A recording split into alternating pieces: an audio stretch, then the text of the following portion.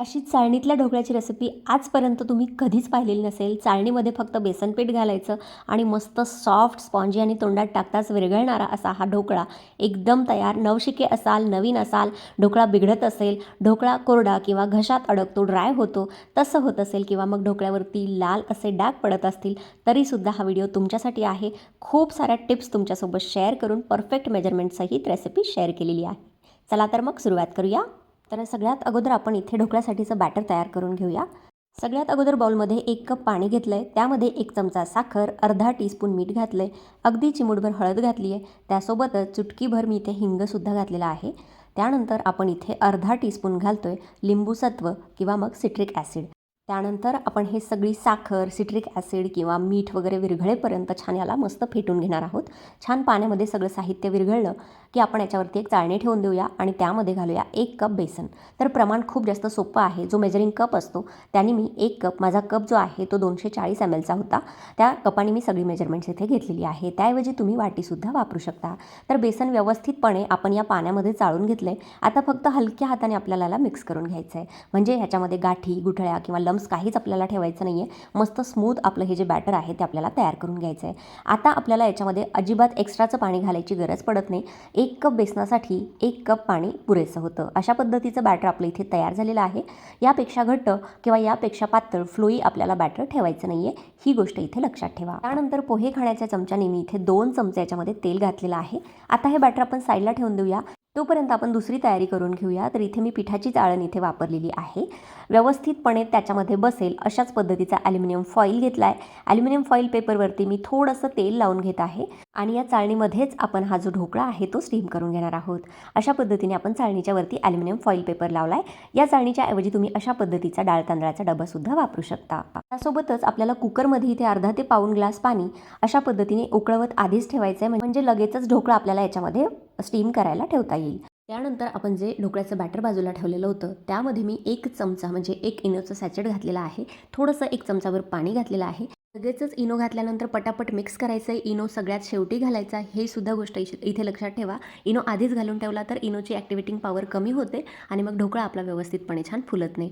पटापट बॅटर आपण ज्या चाळणीमध्ये फॉईल पेपर लावलेला होता त्यामध्ये घातलं आहे आणि स्टँडवरती आपण हा जो ढोकळा आहे तो वाफवण्यासाठी ठेवलेला आहे. आता आपल्याला 15 मिनिटांसाठी कुकरची शिट्टी काढून याला छान मस्त वाफवून घ्यायचं आहे. आतली रबरची रिंग मी काढलेली नव्हती. खालचं जे पाणी आहे ते वरच्या भांड्याला लागणार नाही याचीसुद्धा काळजी घ्या, नाहीतर मग पाणी चाळणीमधून आत शिरू शकतं.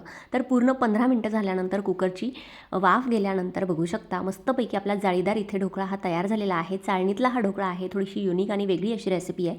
ढोकळा आता खूप जास्त गरम आहे. थोडासा आपण याला बाजूला ठेवून देऊया. थंड झाल्यानंतर याच्या बाजू किंवा कडा अशा पद्धतीने चाकूच्या साहाय्याने लूज करून आपण एका प्लेटमध्ये याला उलटं करून घेतलं आहे.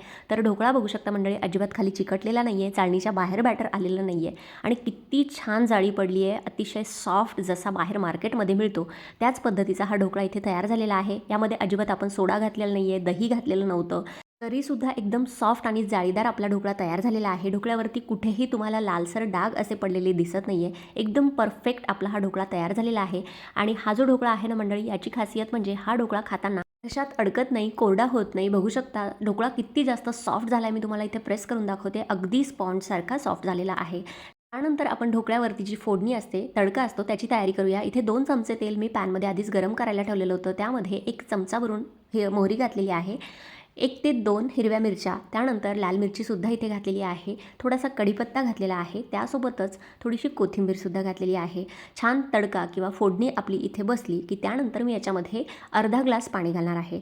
जेवढी फोडणी किंवा तडका तुम्हाला ढोकळ्यावरती आवडत असेल, जास्त कमी ही फोडणीचं पाणी, तेवढं तुम्ही पाणी इथे वापरू शकता. त्यानंतर अर्धा टीस्पून मीठ आणि 2 चमचे मी इथे साखर घातलेली आहे. छान या फोडणीला किंवा तडक्याला उकळी आली, साखर मीठ पाण्यामध्ये पूर्णपणे विरघळलं की गॅसची फ्लेम बंद करूया आणि हा जो तडका आहे तो हलकासा आपण थंड करून घेऊया. खूप जास्त गरमागरम ढोकळ्यावरती ओतायचं नाही, नाहीतर मग ढोकळा आपला खूप जास्त लिबलिबीत होतो. थोडंसं हलकंसं कोमट किंवा गार झालं की मग आपण ही जी फोडणी आहे ती ढोकळ्यावरती अशा पद्धतीने टाकून घेऊया.